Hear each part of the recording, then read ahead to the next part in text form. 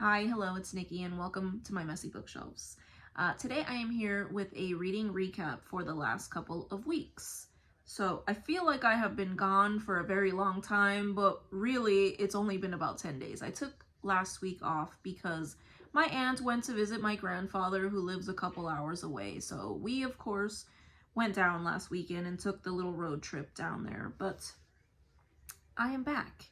And I was reading, for the most part, during that whole time that I was absent from book 2. But the first thing that I did read was something that I was almost done with during my last recap, and that is Salt by Mark Kurlansky. And this is a history of salt.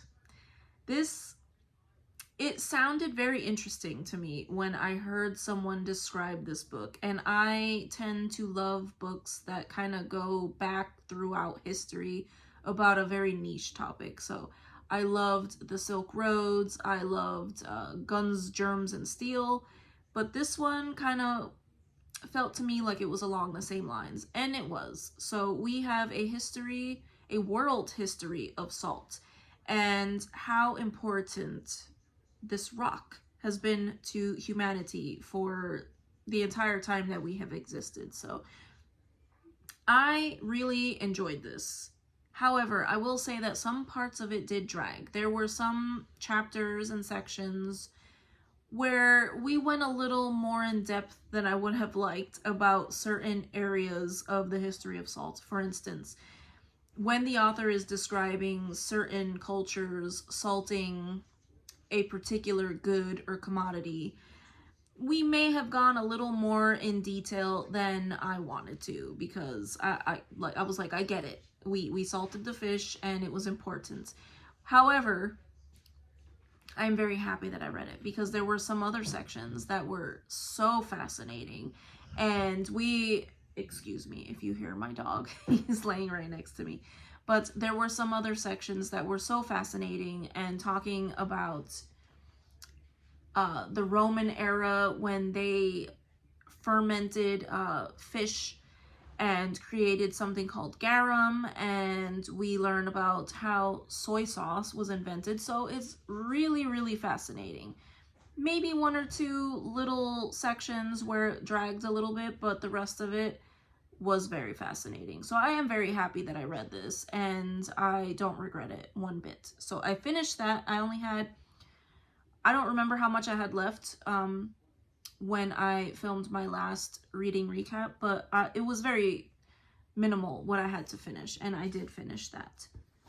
The next thing was something that we listened to on the trip down to visit my grandfather, and that was A Little Princess by Frances Hodgson Burnett.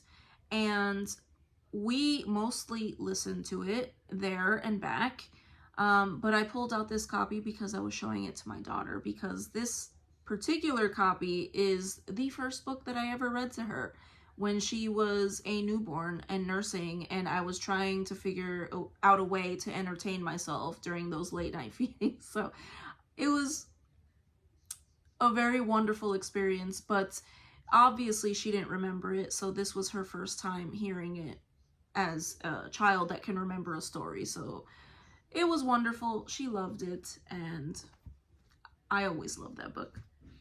The next thing that I read was Over the Edge of the World, and this is by Laurence Bergreen. And this is another nonfiction, because we are participating in Nonfiction November, but this is a nonfiction book about Ferdinand Magellan, the Portuguese nobleman and sailor and explorer who wanted to find an alternate route to the spice trade. So much like Columbus, who he actually idolized, much like Columbus, who did not get financed by his home country, he went to Spain and was financed by them and backed by them and sponsored by them, and ended up being the first person that we know of to circumnavigate the globe, which is something that fascinates me. And it hits a little close to home because I have actually been on a voyage that went around the world, and it was also very fascinating. So this was very fast-paced. It was very good. I did listen to parts of it on audio. However, I think one year, not this year, but I would like to go back to this one because normally when I do an audio along with the book that I'm reading, I will go back and read in the physical copy any sections that I was listening to, just to solidify it in my mind, because I know my mind tends to wander when I listen to audiobooks. So I did not do that this time. And I think this is my first time actually feeling pressure from an event on BookTube. I think it's the Nonfiction November. I'm trying to get through so many nonfiction books, and I am self-regulating now because I realize it, and we are probably going to slow down with the nonfiction books because I so wanted to finish so many books on my shelf. And now I realize I think I'm sort of over nonfiction a little bit, though I am working on 2 others. But I am going to introduce something more, you know, from my heart. But I think I might introduce a mystery, or a murder mystery, or some sort of thriller or something to entertain myself, because I feel like we've been doing a lot of nonfiction, obviously. But this was actually very excellent, but there were a couple of sections in the middle that I will admit that I don't remember much about, particularly after he reached the Philippines, or his fleet reached the Philippines without him. Or I guess he did reach the Philippines, but they left the Philippines without him. So, one that I would like to return to one day, though I did finish it and I did enjoy what I read. So that is Over the Edge of the World. The other one that I picked up, I don't know why I did, but it is one that I had started reading and made it a couple chapters in, and it is Metabolical by Dr. Robert Lustig. And this one is all about the dangers and the science behind what is wrong with processed food and how it affects us mentally and physically. So I thought this one would be interesting because I do love listening to Dr. Robert Lustig on YouTube. I listen to a lot of his interviews. And I thought this one would be good for not only Nonfiction November, but it is a topic I'm interested in. And I thought it would also kind of fall in with Neurovember, which is another BookTube event that's happening right now.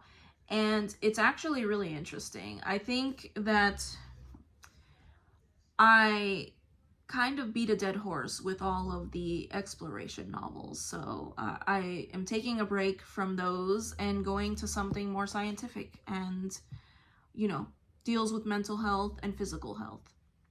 So I am reading this one. I am only 110 pages in, but, you know, we will see if I will get through it.